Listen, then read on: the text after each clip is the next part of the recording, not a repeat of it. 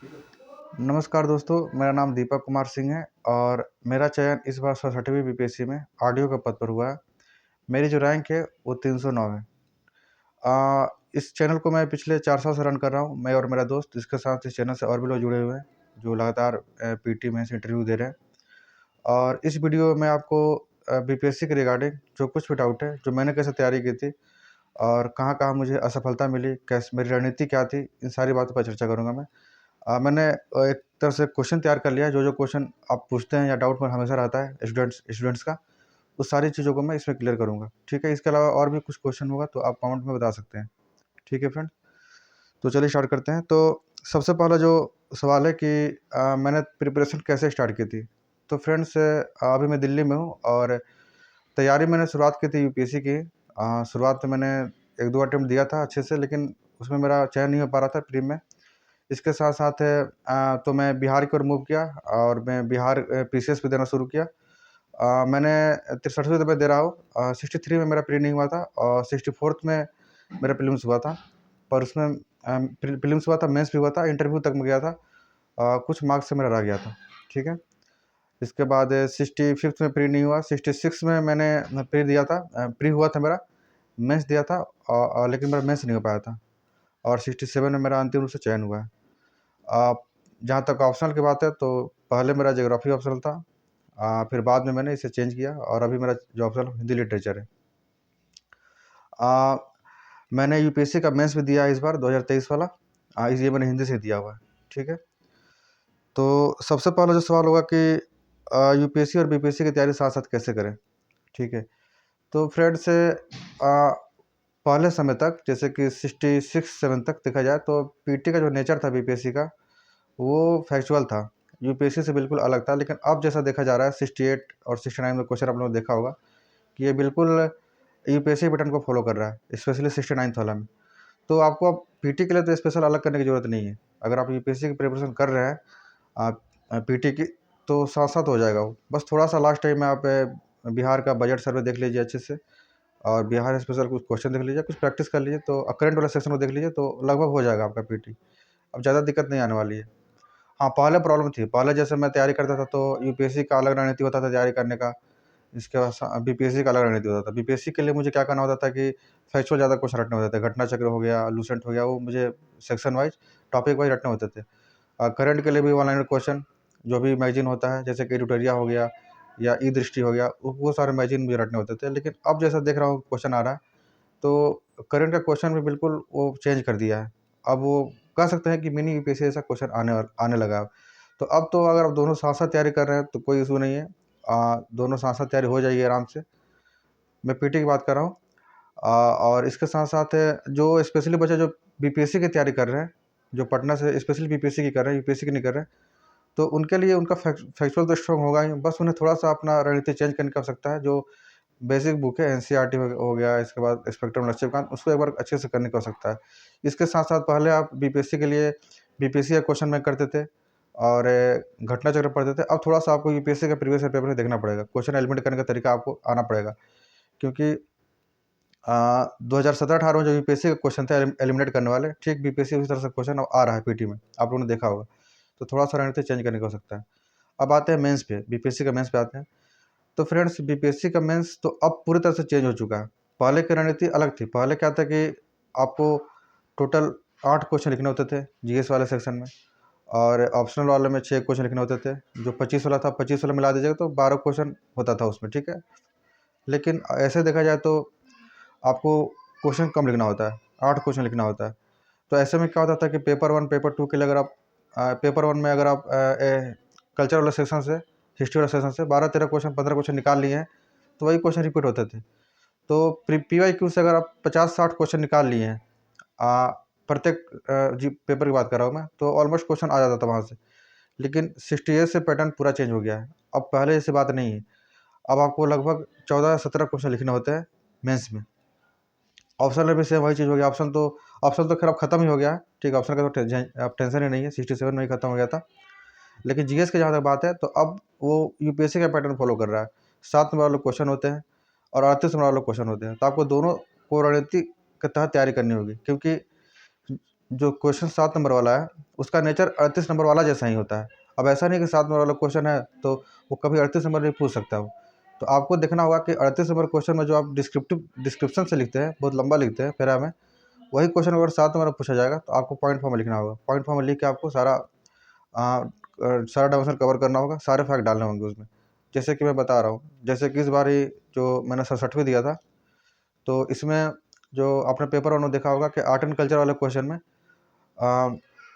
38 वाले क्वेश्चन था, उसमें 19-19 का 2 पूछा हुआ था, संथाल पूछा था और चंपारण पूछा हुआ था। तो 19 नंबर क्वेश्चन में उस सेम क्वेश्चन है, वो 38 में हमेशा पूछता रहा है। पहली बार ऐसा हुआ है कि 19 से पूछा हो। तो जब 19 से पूछा तो आपको सारा कंटेंट 19 में डालना है, तो मैंने वही काम किया। चूँकि यहाँ मैं यूपीएससी की तैयारी करता हूँ तो मुझे पता है कि कंटेंट को 15 नंबर में या 10 नंबर में कैसे कंपाइल करके डालना होता है, तो वो मैंने डाल दिया था, तो उसका मुझे बेनिफिट मिला।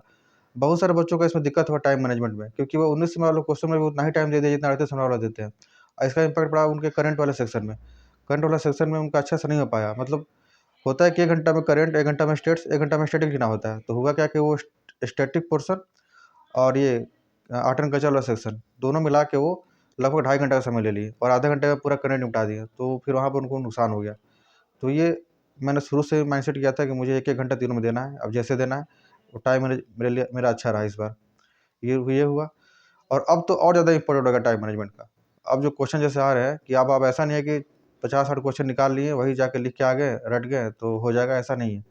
अब जो पैटर्न चेंज किया बीपीएससी ने, उसमें आपको ऐसा हो गया है कि जैसे यूपीएससी में कैसा होता है, केवल 20 क्वेश्चन लिखते हैं, तो 20 क्वेश्चन में आप 10-12 क्वेश्चन को तैयारी करके जाते हैं। वो सारा क्वेश्चन आपको पीवाईक्यू से होता है या फिर आपने जो पढ़ा है टेक्स्ट बुक वहाँ से हो जाता है। करंट वगैरह जो भी विजन का पढ़ते हैं 365। लेकिन 8-10 क्वेश्चन ऐसे होते हैं जो आपको वहाँ पे इंस्टेंट दिमाग लगा के लिखना होता है, नया क्वेश्चन होता है। तो वहाँ पर उस क्वेश्चन के लिए आप तैयार होना पड़ेगा बीपीएससी में भी। जो क्वेश्चन 2-3 क्वेश्चन ऐसे हर साल आएँगे वहाँ पे, जो आपको इंस्टेंट दिमाग लगा के लिखना होगा। तो उसके लिए आपको प्रैक्टिस की आवश्यकता है बहुत ज़्यादा, टाइम मैनेजमेंट प्रैक्टिस।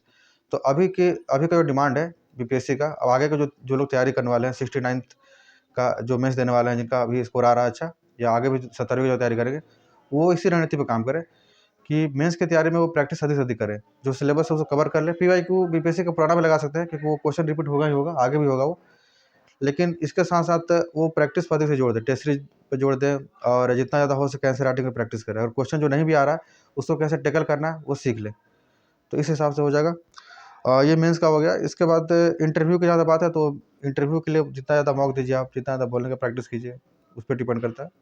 तो ये मैंने पूरा बता दिया आपको कि आगे जो लोग भी देने वाले हैं 69वीं 70वीं का, तो पीटी मेंस और इंटरव्यू की तैयारी कैसे करें, ये मैंने लगभग बता दिया आपको। अब जो नेक्स्ट क्वेश्चन है कि यूपीएससी और बीपीएससी के साथ-साथ तैयारी कैसे करें, तो मैंने बताया कब अलग-अलग रहा ही नहीं दोनों एक ही हो गया, ठीक है। बस थोड़ा-सा अंतिम समय में आपको अपना रणनीति को चेंज करने की आवश्यकता है, प्री के समय और मेंस के समय पे। बाकी ऑलमोस्ट सेम हो गया है। यूपी में भी यही होता है। यूपी पीएससी का जो तैयारी करते हैं, यूपीएससी की तैयारी करते हैं। हालाँकि यूपी में तो फिर भी आपको यूपी स्पेशल का 2 पेपर मेंस से पढ़ना है, बीपीएससी में तो वो नहीं है, ठीक है। और ऑप्शनल जो है वो क्वालीफाई हो गया, तो उसके लिए कुछ स्पेशल करने की आवश्यकता है नहीं आपको। इसके साथ-साथ हाँ, जहाँ तक मेरी बाउंड्री की बात है, तो 64th में मेरा 23 नंबर से रुका था फाइनल सिलेक्शन। उसमें मेरा ज्योग्राफी ऑप्शनल था, ठीक है। उसमें मेरा स्टेट्स गलती हो गया था, तो उस कारण से मेरा नहीं हो पाया था। 30 नंबर का स्टेट्स गलती हो गया था। 65 में मेरा प्रीलिम्स नहीं हुआ था।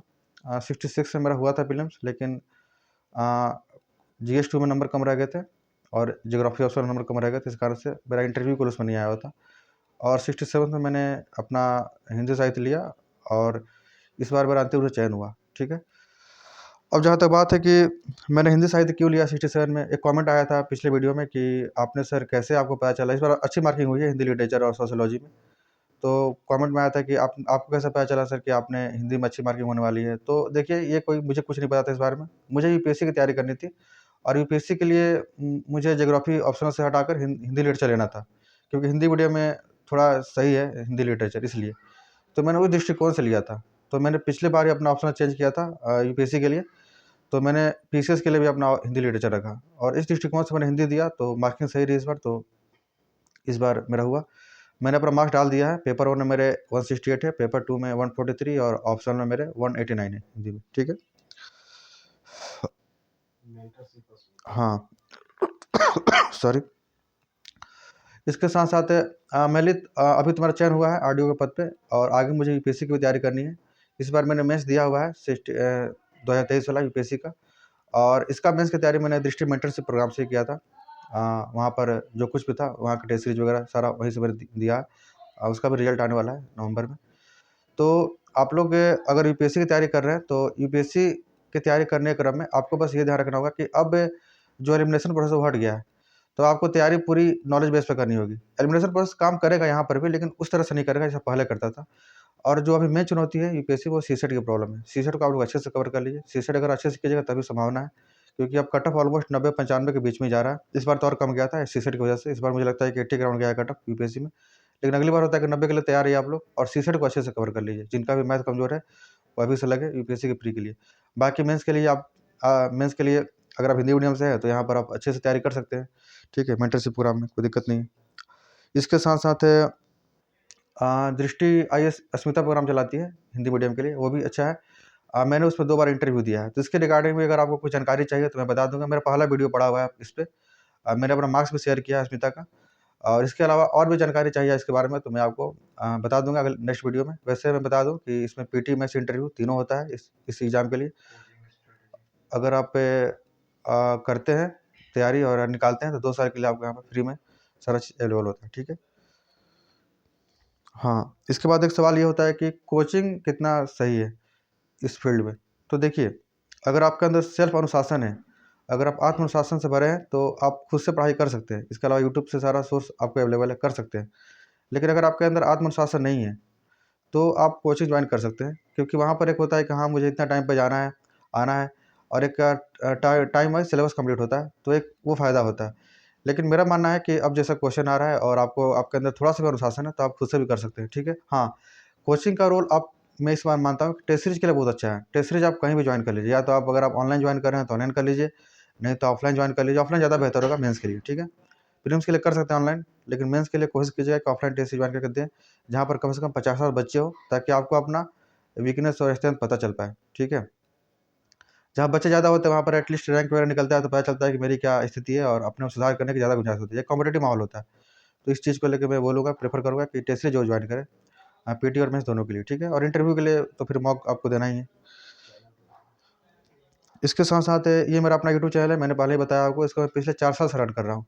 मैं और मेरा दोस्त अजीत इसको रन कर, इसके साथ इससे और भी दोस्त जुड़े हुए हैं, जो लगातार यूपीएससी का मेंस दे रहे हैं। कुछ सेलेक्टेड भी है यूपी में, बिहार में भी सेलेक्टेड है, बीपीएससी का इंटरव्यू दे रहे हैं, तो जुड़े हुए हैं। और इससे रिगार्डिंग आपको बीपीएससी हो यूपीएससी हो, किसी भी चीज़ की आपको आवश्यकता हो, आप मेरे चैनल से जुड़ सकते हैं। अब मेरा अपना टेलीग्राम चैनल भी है, एडी सिविल सर्विसेज के नाम से, उसका लिंक मैं डाल दूँगा कमेंट में, और डिस्क्रिप्शन में डाल दूँगा, आप जुड़ जाइएगा उससे। और जो कुछ मटेरियल होगा उसके रिगार्डिंग मैं आपको बता दूँगा, या मैं शेयर करता हूँ उसमें, ठीक है। इसके साथ-साथ मेरे चैनल पे एमसीक्यू चलता है, कम्युनिटी में जाकर आप एमसीक्यू लगा सकते हैं। डेली 10 से 12 एमसीक्यू डाला जाता है, वो बिल्कुल पीसीएस के दृष्टिकोण से होता है, ठीक है। जो बीपीएससी, यूपीपीसी जो भी दे रहे हैं, वो 10 एमसीक्यू लगा सकते हैं, और उसका आप आंसर लगाइए, उसमें एक्सप्लेनेशन भी रहता है, ठीक है।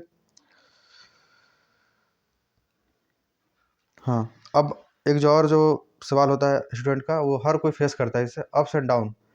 तो फ्रेंड्स, इस फील्ड में, सिविल सर्विस के फील्ड में, आपको सिलेबस से अधिक खुद से लड़ना है, और आपको प्रत्येक 10 दिन पे ये महसूस होगा कि ये मुझसे हो पाएगा नहीं हो पाएगा, क्योंकि इस फील्ड में कभी लंबा समय लग सकता है आपको। जैसे खुद मुझे लंबा समय लगा, तो कोई भी स्टूडेंट जो तैयारी कर रहा है, तो ये ऐसा फील्ड ही है कि इसमें 3 स्टेज है। कहीं भी आप फेल हो गए तो फिर शुरू से आना पड़ेगा। वही आपने अगर 12th फेल देखा होगा तो सांप सीढ़ी वाला खेल है, इंटरव्यू तक पहुँच कर भी आप नीचे आ सकते हैं। तो ये चलता रहता है इसमें, लक, लेबर, चांस तीनों का इसमें फैक्टर होता है, इससे इनकार नहीं किया जा सकता है।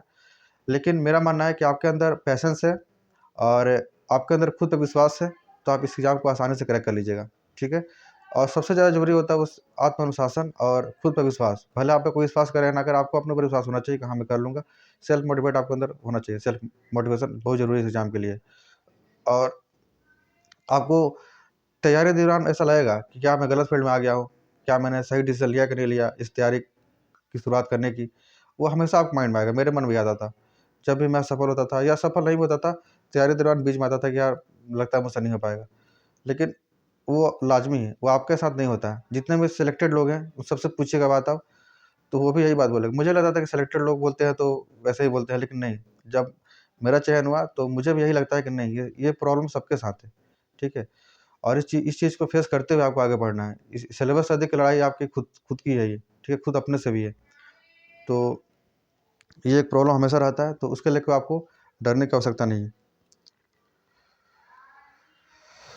तो ठीक है फ्रेंड, जो कुछ भी मुझे लगा कि जो कुछ क्वेश्चन आ सकते हैं आपके रिगार्डिंग, मैंने बताने का प्रयास किया है, और मैं आगे भी आपसे जुड़ा रहूँगा, बताते रहूँगा। और आपको आपके जो क्वेश्चन है आप बता सकते हैं कमेंट कमेंट करके। मैं आपको उसके बारे में आपका जो जो कुछ भी डाउट है मैं क्लियर कर दूँगा। ठीक है फ्रेंड्स, तो मिलता हूँ मैं अगले वीडियो में। नमस्कार।